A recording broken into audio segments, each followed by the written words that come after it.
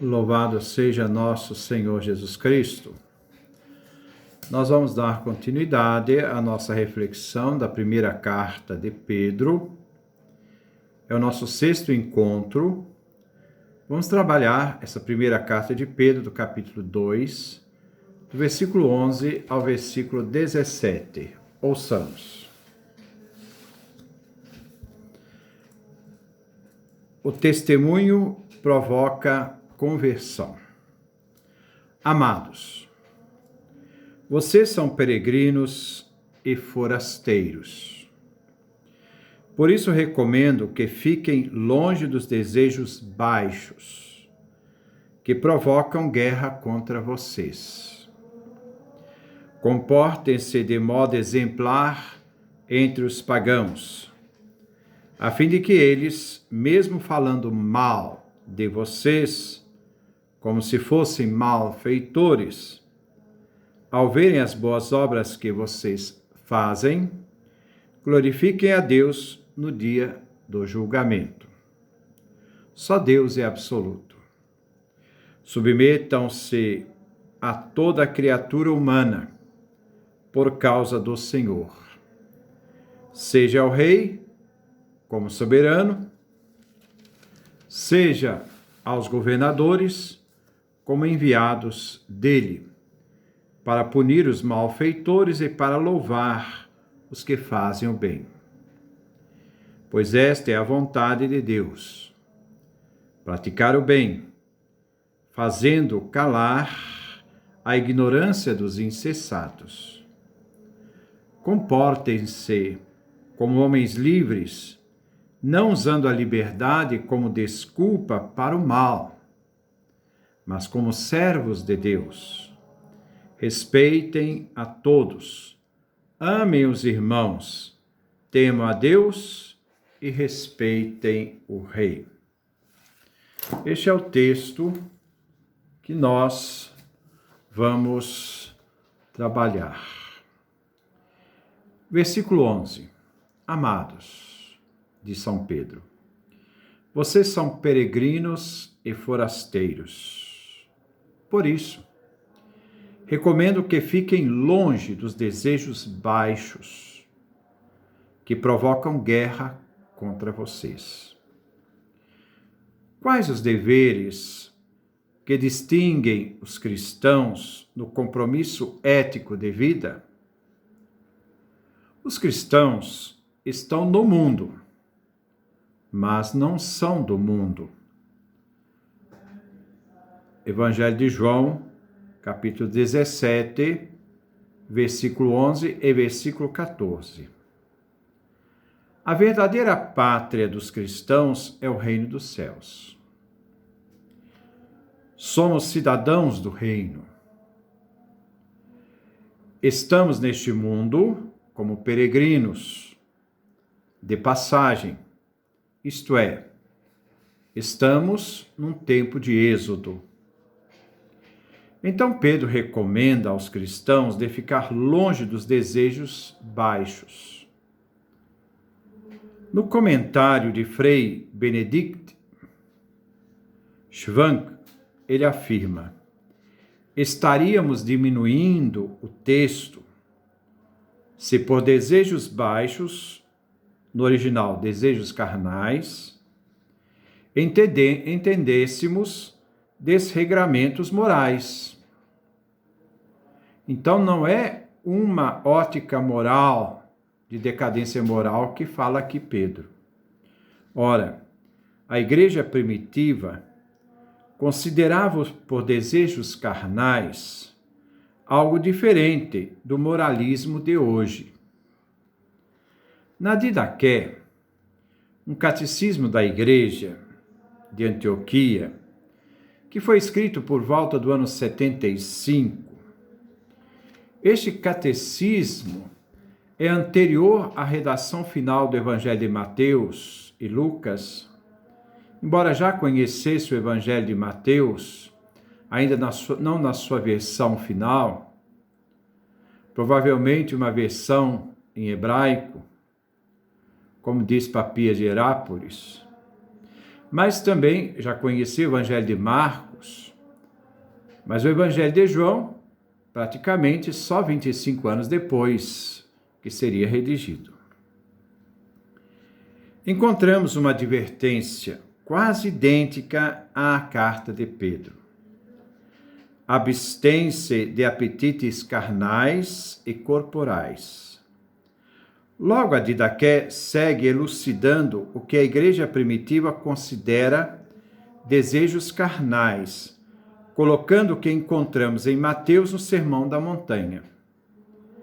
A quem te bater na face direita, oferece igualmente à esquerda. A quem te forçar dar 2.000 passos, siga tu com ele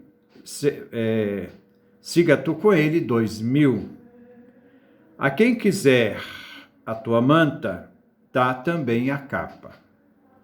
O apetite carnal consiste no egoísmo, o pior inimigo da alma humana. O egoísmo, fechar-se em si mesmo, o querer salvar a sua alma e não entregá-la por causa de Cristo. A consequência é que quem age assim vai perder a alma, a vida, pois até quem pensa tê-la vai perdê-la. Esta vida egoísta que Pedro afirma, que provocam guerra contra eles, se dividindo, quebrando a unidade, o sentido da vida. A realidade carnal, a carne, expressa a realidade do ser no seu limite mais frágil da realidade humana. Quando diz que Jesus se fez carne, a palavra se fez carne, significa que assumiu uma fragilidade humana, uma realidade humana frágil. Versículo 12. Comporta-se de modo exemplar entre os pagãos, a fim de que eles, mesmo falando mal de vocês, como se fossem malfeitores, ao verem as boas obras que vocês fazem, glorifiquem a Deus no dia do julgamento. A vida do cristão deve ser coerente. A sua vida deve ser exemplar, de acordo com a fé que vive. O viver do cristão não deve dar contra-testemunhos aos não cristãos. É um péssimo exemplo de fé dar mau exemplo. Fazem com que as pessoas se afastem de Cristo. E até chegam a negar o cristianismo e desprezá-lo, porque os cristãos anunciam uma fé que não vivem, fomentando ódio e divisão entre eles. Um cristianismo incoerente, um cristianismo hipócrita, onde o comportamento dos cristãos, às vezes, se torna pior que o pior dos pagãos.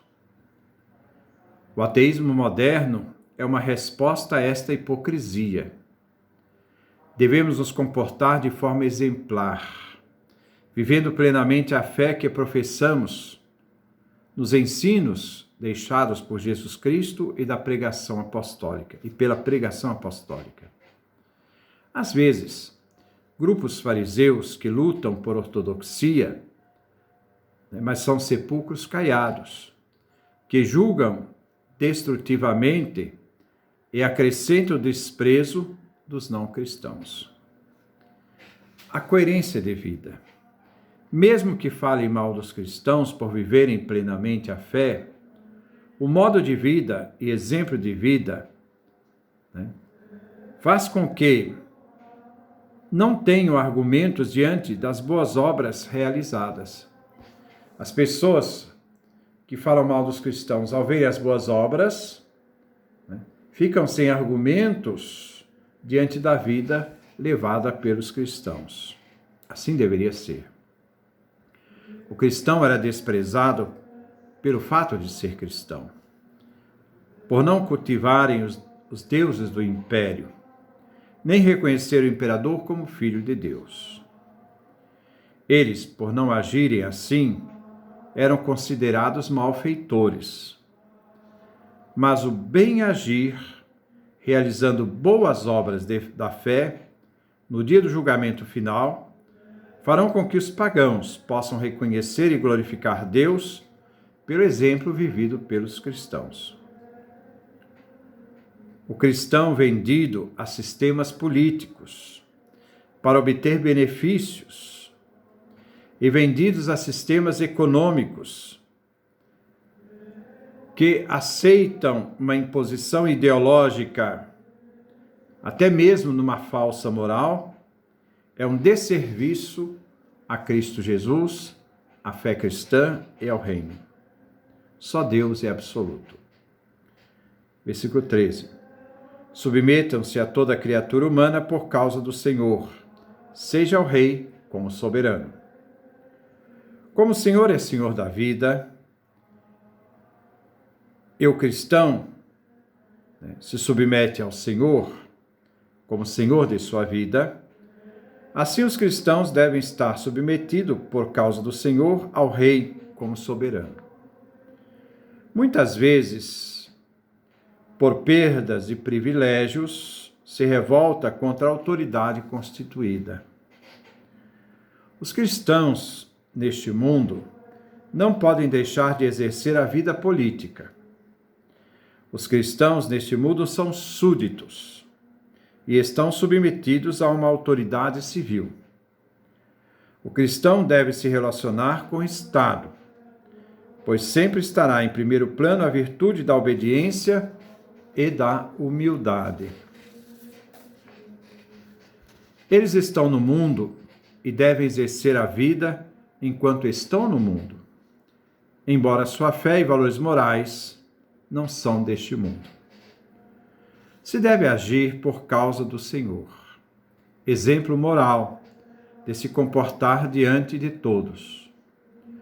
O Senhor Jesus não se submeteu somente à vontade do Pai, como se acomodou às inquietações de um Anás e Caifás, aos caprichos de um Herodes e Pilatos, às impertinências e rogos dos populares e às 1000 perguntas e questões particulares dos discípulos que o acompanhavam por 3 anos, humilhando-se diante de todos eles. Isto devemos aprender com Jesus por amor do Senhor. Por amor daquele cuja paixão os cristãos conhecem e que Pedro, no final do capítulo, vai expor, por cujas feridas sangrentas fomos curados. Os cristãos estão no mundo para colaborar e produzir frutos espirituais, e não para lutar contra o poder constituído. Peregrinos aqui na terra, têm diante de si, enquanto vivem neste mundo, organizações e instituições estatais, onde o cristão deve contribuir para o bem-estar de todos. O cristão deve ter uma relação positiva em face do poder do Estado. Sua prontidão de serviço em colaborar com todas as instituições públicas e de direito, visando sempre o bem comum. Pedro atribui ao rei César, imperador, e seus órgãos administrativos o direito de poder condenar os malfeitores. Versículo 14. Seja aos governadores como enviados dele para punir os malfeitores e para louvar os que fazem o bem. Os governadores exercem o direito do império e são representantes do imperador no exercício da justiça. Tanto no exercício da justiça punitiva, como da justiça aos que fazem o bem. Nero ainda não havia perseguido os cristãos. A história depois muda. Versículo 15.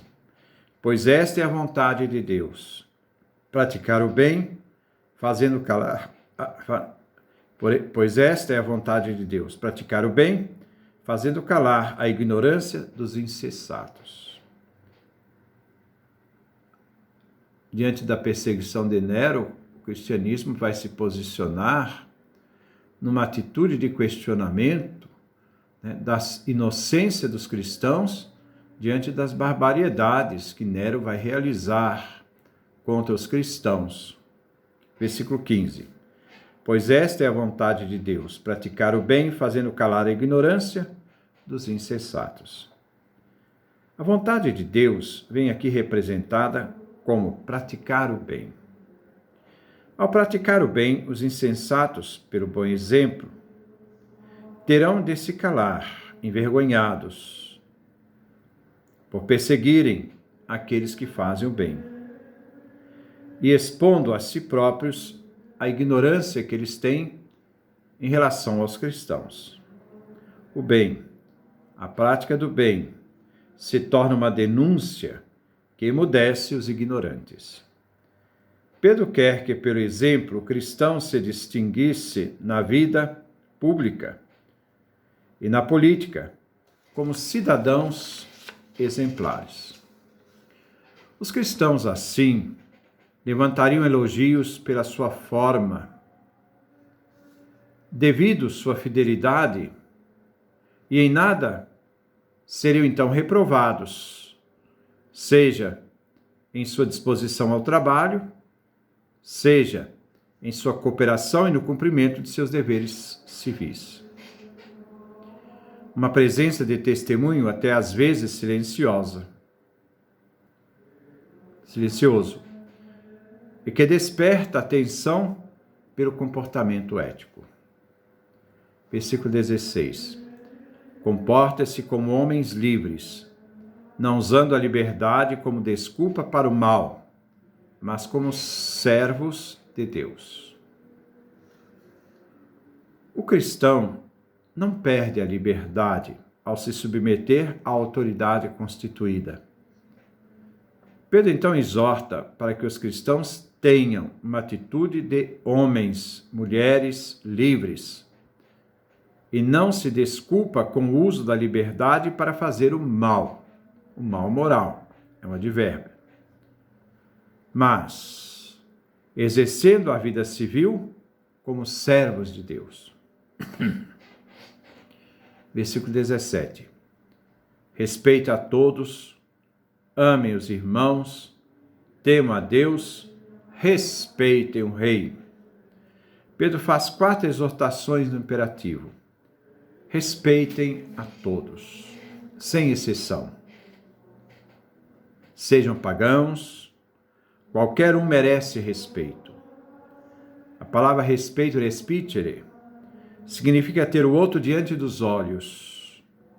A todos devemos olhar nos olhos, mostrando respeito. Segundo, ame os irmãos, isto é, os cristãos, irmãos da fé. Terceiro, temam a Deus, isto é, o amor reverencial.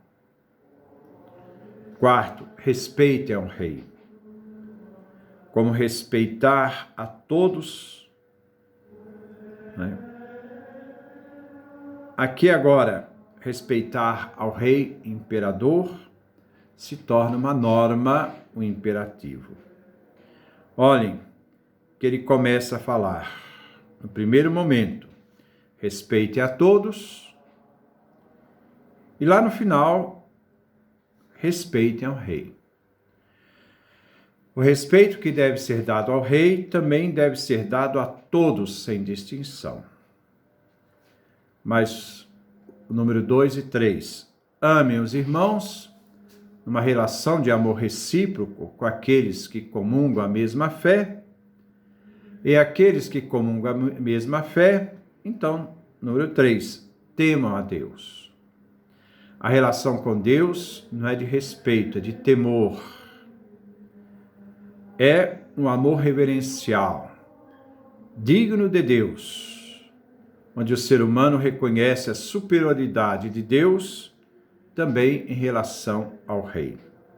Ao rei se deve respeito, a Deus se deve temor, aos irmãos se deve amor e a todos também se deve o respeito. Que Deus nos dê a sua graça, a sua bênção, a sua face resplandeça sobre nós.